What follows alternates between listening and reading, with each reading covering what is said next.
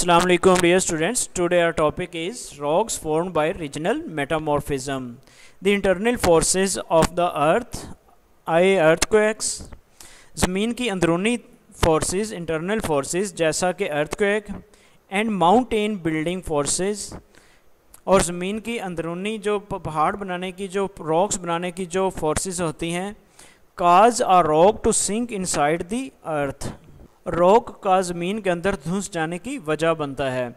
यानी कि ज़मीन की जो इंटरनल फोर्सेस हैं, जिस तरह से ज़लज़ले वगैरह हैं या पहाड़ों का बनना होता है, माउंटेन जो रॉक्स होते हैं उन रॉक्स का वजूद में आना होता है, तो ये जो दो फोर्सेस हैं ये ऐसी फोर्सेस होते हैं जिनकी वजह से क्या होता है कि जो रॉक्स ज़मीन के ऊपर होते हैं वो ज़मीन के अंदर धंस जाते हैं। इन दिस प्रोसेस, इस प्रोसीजर में क्या होता है, they become hard and compact due to the pressure and weight of overlying rocks. इस सारे प्रोसीजर में जो रॉक्स होते हैं वो ज़मीन के अंदर धंस जाते हैं और ज़्यादा प्रेशर और वेट ज़्यादा होने की वजह से वो बहुत ज़्यादा हार्ड और कॉम्पैक्ट हो जाते हैं, यानी सख्त हो जाते हैं, ठोस हो जाते हैं। This process is called regional metamorphism. इस सारे प्रोसीजर को रीजनल मेटामॉर्फिज्म कहते हैं।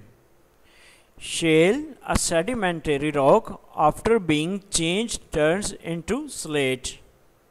Shale जो एक sedimentary rock है वो क्या होता है कि सख्त होकर स्लेट में बदल जाती है। शेल जो चिकनी मिट्टी होती है, ठीक है, और ये क्या होता है कि तब्दील होकर चेंज होकर ये स्लेट बन जाती है, यानी सख्त हो जाती है। Slate a metamorphic rock further transforms into schist. Slate जो कि एक मेटामॉर्फिक रॉक है, मज़ीद ट्रांसफॉर्म्स होकर यानी मज़ीद चेंज होकर ये शीस्ट बन जाती है, ठीक है। शीस्ट जो होती है ये उससे भी सख्त होती है। यानी सबसे पहले जो ज़मीन के अंदर जो रॉक्स धंसता है वो शेल की फॉर्म में होता है। शेल यानी कि एक सेडिमेंटरी रॉक है, उसके बाद वो स्लेट में चेंज हो जाता है। स्लेट से ये मज़ीद किस में चेंज हो जाता है, स्लेट से ये मज़ीद शीस्ट में चेंज हो जाता है, जो कि मज़ीद सख्त हो जाता है। In Pakistan, slate rocks are found in areas of Abbottabad and Kund. Pakistan में स्लेट रॉक्स एबटाबाद और कुंद के इलाके में पाए जाते हैं। Characteristics of metamorphic rocks.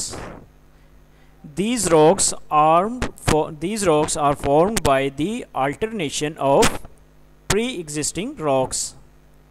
Dear students, metamorphic rocks जो होते हैं ये पहले से मौजूद चट्टानों के तब्दील होने से वजूद में आते हैं।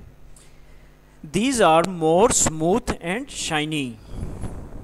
मेटामॉर्फिक रॉक्स पहले से ज़्यादा साफ और शाइनी यानी चमकदार हो जाते हैं। These rocks are more hard and compact. ये रॉक्स पहले से ज़्यादा सख्त और मजबूत हो जाते हैं। Fossils of animals and plants are not found in these rocks. In rocks में जानवरों और पौधों के फॉसिल्स नहीं पाए जाते, यानी इनके बाकियात नहीं पाए जाते। Dear students, now we should summarize the characteristics of metamorphic rocks. जैसा कि हमने पढ़ा कि ये जो होते हैं ये पहले से मौजूद जो रॉक्स होते हैं उन्हीं के तब्दील होने से के बाद ये बनते हैं मेटामॉर्फिक रॉक्स, ठीक है। और ये दोबारा जब बनते हैं तो ये बहुत ज़्यादा साफ़ और शाइनी हो जाते हैं, चमकदार हो जाते हैं, साफ़ हो जाते हैं। और ना ये सिर्फ स्मूथ और शाइनी होते हैं बल्कि ये ज़्यादा हार्ड और कम्पैक्ट हो जाते हैं, मजबूत हो जाते हैं, पहले से ज़्यादा ये सख्त और ठोस हो जाते हैं। और इन पहाड़ों के अंदर जानवरों के फॉसिल्स यानी बाकियात, जानवरों और पौधों की बाकियात फॉसिल्स नहीं पाई जाती।